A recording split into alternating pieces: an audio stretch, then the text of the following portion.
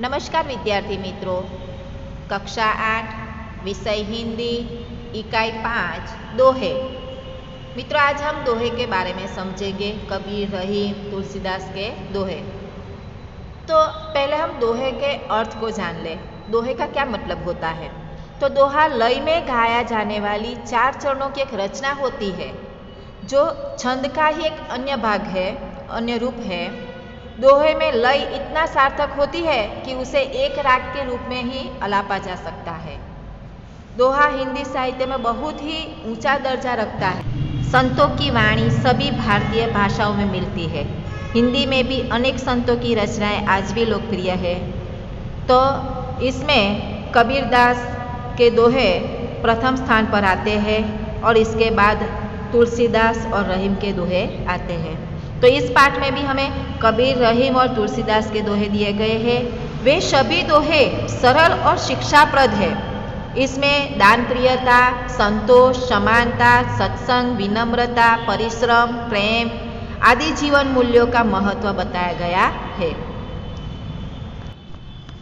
संत कबीर जी के बारे में हम जानेंगे। तो 15वीं शताब्दी में वो हुए थे। उन्होंने हिंदू और मुसलमानों की उनकी गलतियों के लिए फटकारा है और दोनों को हिल मिलकर रहने का उपदेश दिया है। रहीम जी, तो रहीम जी का पूरा नाम अब्दुल रहीम खान खाना है। वो बड़े उदार और अनुभवी थे। उन्होंने हिंदी में अपने बोधप्रद दोहे लिखे हैं। इसके बाद तुलसीदास, तो तुलसीदास 16वीं शताब्दी में हुए थे। वो एक प्रसिद्ध राम भक्त कवि थे और उन्होंने रामचरितमानस नाम का एक प्रसिद्ध ग्रंथ लिखा है। मित्रों, अब हम पहले दोहे का गान करेंगे। कबीर जी के दोहे। साईं इतना दीजिए जामे कुटुंब समाय, साईं इतना दीजिए जामे कुटुंब समाय, मैं भी भूखा ना रहूं, साधु ना भूखा जाय कबीरा, साधु ना भूखा जाय, बिना विचारे जो करे सो पाछो पछताय,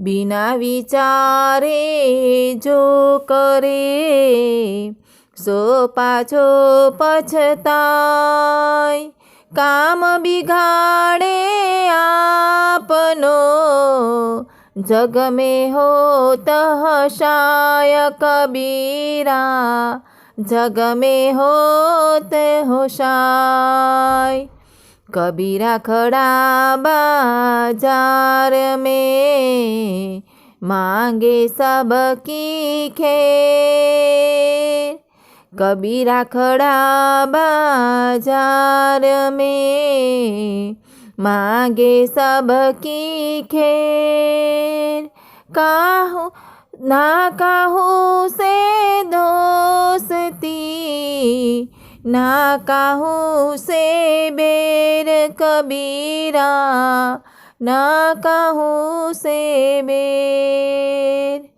अब रहीम जी के। रहीमन वे नर मरे चुके, जो कहूँ मांगन जाही, रहीमन वे नर मरे चुके, जे कहूँ मांगन जाही, उनते पहिले वे मुए, जिन मुख निखसत नाही रहीमा, जिन मुख निखसत नाही, जो रहीम उत्तम प्रकृति, का करी सकत कुशंग, जो रहीमा उत्तम प्रकृति, का करी सकत कुशंग, चंदन विष व्यापत नहीं, लिपटे रहत भुजंग रहीमा, लिपटे रहत भुजंग। बड़े बड़ाई ना करे, बड़े न बोले बोल। रही मन हीरा कब कहे, लाख टका मेरो मोल। रही माँ लाख टका मेरो मोल। तुलसी जी के अब आवत ही हर्षे नहीं, नैनन नहीं सने। आवत ही हर्षे नहीं, नैनन नहीं सने। तुलसी वहाँ न जाइए, कंचन बरसे मेघ। तुलसी कंचन बरसे मेघ। विद्या धन उद्यम बिना, कहो जु पावे कौन। विद्या धन उद्यम बिना, कहो जु पावे कौन। बिना दुलाए न मिले, जो पंखा को पौन। तुलसी जो पंखा को पौन। तो मित्रों, इस तरह दोहे हमने गाए। अब उसकी समझूती भावार्थ को हम समझेंगे। साईं इतना दीजिए जामे कुटुंब समाय, मैं भी भूखा ना रहूं साधु न भूखा जाए। कबीर जी इस दोहे में कहते हैं, साईं का मतलब भगवान ईश्वर, जामे का मतलब होता है जिसमें, और कुटुंब का मतलब है परिवार, समय का मतलब पालन पोषण हो सके। तो कबीर जी भगवान से इतना ही अन्न और धन देने की प्रार्थना करते हैं कि जिसमें उनका परिवार का और उनका निर्वाह हो जाए, वो भूखे न रहे और उनके दरवाजे पर आया हुआ साधु फकीर भी भूखा न लौटे। इतना ही कबीर जी भगवान से मांगते हैं। बिना विचारे जो करे सो पाछो पछताय, काम बिगाड़े आपनो जग में होत हसाय। कबीर जी इस दोहे में कहते हैं, बिना विचार मतलब सोचे बिना, पाछो का मतलब बाद में, पछताए मतलब पछताना, जग में मतलब जग संसार में, हंसाई मतलब उसकी मजाक, हंसी मजाक हो। तो कबीर जी कहते हैं कि हमें बिना विचारे काम नहीं करना चाहिए, सोच समझ कर ही काम करना चाहिए। और सोच समझ कर काम करना ही बुद्धिमानी है। बिना सोचे समझे कार्य करने से कार्य बिगड़ जाता है। कार्य बिगड़ने से पछतावा होता है, हमारा नुकसान भी होता है। इतना ही नहीं, दुनिया में हम हंसी के पात्र बनते हैं। लोग तरह तरह के ताने मारकर हमारी मजाक उड़ाते हैं। इस तरह हमें बिना सोचे समझे कार्य करने वाले को बहुत बुरा परिणाम भुगतना पड़ता है। तो कबीर जी इसलिए कहते हैं कि हमें बिना सोचे समझे कार्य करना नहीं चाहिए। कबीरा खड़ा बाजार में मांगे सबकी खैर, ना काहू से दोस्ती ना काहू से बैर। कबीर जी इस दोहे में कबीर जी कहते हैं, खैर मतलब कुशलता, बैर मतलब दुश्मनी शत्रुता। इस संसार में आकर कबीर अपने जीवन में बस यही चाहते हैं कि सबका भला हो और संसार में किसी से दोस्ती नहीं है तो दुश्मनी भी नहीं हो। कबीर जी बाजार का मतलब सबके सामने खड़ा होकर भगवान से सबकी कुशलता की वो मांग करते हैं, सबकी भलाई के लिए प्रार्थना करते हैं। अब रहीम जी के दोहे। रहीमन वे नर मर चुके जे कहूँ मांगन जाही, उनीते पहले वे मुए जिन मुख निक्षत नाही।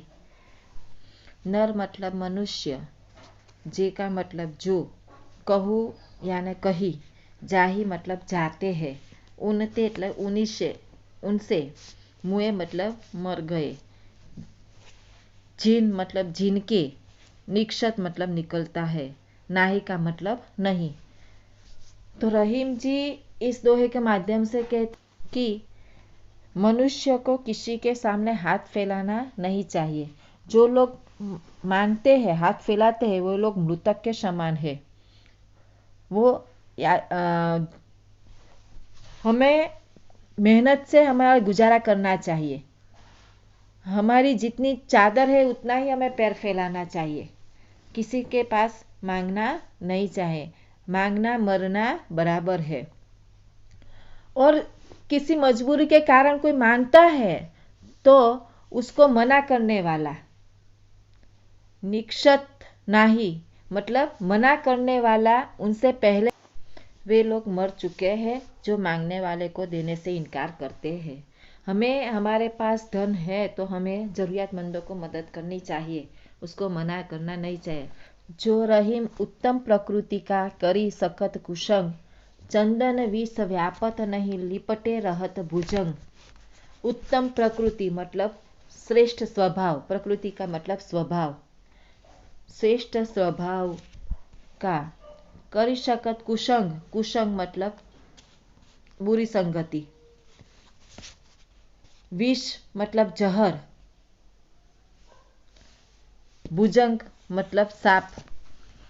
इस दोहे के माध्यम से रहीम जी हमें ये समझाना चाहते हैं कि उत्तम स्वभाव वाला व्यक्ति जो है वो बुरे व्यक्ति के संगत में आता है तो भी उसके स्वभाव में कोई फर्क आता नहीं है, कोई फर्क पड़ता नहीं है। अच्छे स्वभाव वाले व्यक्ति बुरे व्यक्ति के संगत में आए तो भी उसके ऊपर कोई उसकी बुरी संगति की असर नहीं होती है। उसके लिए हमें रहीम जी ने एक उदाहरण दिया है, चंदन विष व्यापत नहीं लिपटे रहत भुजंग। चंदन का जो झाड़ होता है, पेड़ होता है, उसके ऊपर भुजंग यानी सर्प लिपटे रहते हैं, फिर भी चंदन के वृक्ष में जहर, विष, विष का मतलब जहर, जहर आता नहीं है। इसी तरह हाँ, अच्छे स्वभाव वाला व्यक्ति जो होता है, सद्गुण व्यक्ति, वो बुरे लोगों की संगत में आता है फिर भी उसकी बुराई का प्रभाव उसके ऊपर पड़ता नहीं है। यदि व्यक्ति उत्तम कोटि का है तो वह संसार में रहकर यहाँ की बुराइयों से अलिप्त रहता है, ऐसा रहीम जी हमें कहते हैं। बड़े बड़ाई ना करे, बड़े न बोले बोल, रहीमन हीरा कब कहे लाख टका मेरो मोल। बड़ाई मतलब प्रशंसा, तारीफ, टका का मतलब रुपया, मोल मतलब कीमत, मूल्य उसका। इस प्रस्तुत दोहे में रहीम जी यह समझाना चाहते हैं कि बड़े लोग कभी अपने मुख से अपनी प्रशंसा नहीं करते। जो सचमुच बड़ा है वह कभी बड़े बोल नहीं बोलता। बड़े व्यक्ति अर्थात धन संपदा से संपन्न है, रहीम जी के मत से वही बड़ा है। रहीम जी उम्र में बड़ा है उसे भी बड़ा मानते हैं। रहीम जी जो कद में काठी में बड़ा है उसे भी बड़ा मानते हैं, और जिस व्यक्ति के पास समाज में अधिक प्रतिष्ठा है उसे भी बड़ा मानते हैं, अथवा जिसके पास एक अच्छा ओहदा हो, एक अच्छा कार्य करने के लिए बद्ध हो, रहीम उससे भी बड़ा मानते हैं। अर्थात जो हर तरह से संपन्न और अधिक श्रेष्ठ और अधिक इज्जत यानी कि प्रतिष्ठावान व्यक्ति है, उनकी दृष्टि में सब बड़े व्यक्ति है। किंतु बड़े व्यक्ति अपनी बड़ाई यानी अपनी तारीफ, अपनी प्रशंसा स्वयं नहीं करते।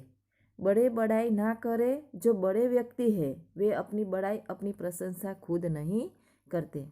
बड़े न बोले बोल। अब रहीम जी कहते हैं कि इसी प्रकार जो लोग बड़े हैं, जो हर तरह से संपन्न है, समृद्ध है, वह बड़े बड़े बोल नहीं बोलते, अर्थात बहुत बड़ी बड़ी डींगे नहीं आंकते। अपने बारे में बहुत कुछ ऐसा नहीं बोलते जो बताना चाहिए या नहीं चाहिए, पर ऐसा बड़ा बोल बोल भी नहीं बोलते। रहीम जी इस बात को एक उदाहरण के द्वारा बताना चाहते हैं कि जिस प्रकार हीरा अपना मोल नहीं बताता कि मेरा मोल 1,00,000 टके का है, रहीम हीरा कब कहे 1,00,000 टका मेरा मोल। रहीम जी कहते हैं कि हीरा एक कीमती पत्थर है। वह पत्थर अपना मोल कभी नहीं बताता कि मेरा मोल 1,00,000 टका का है।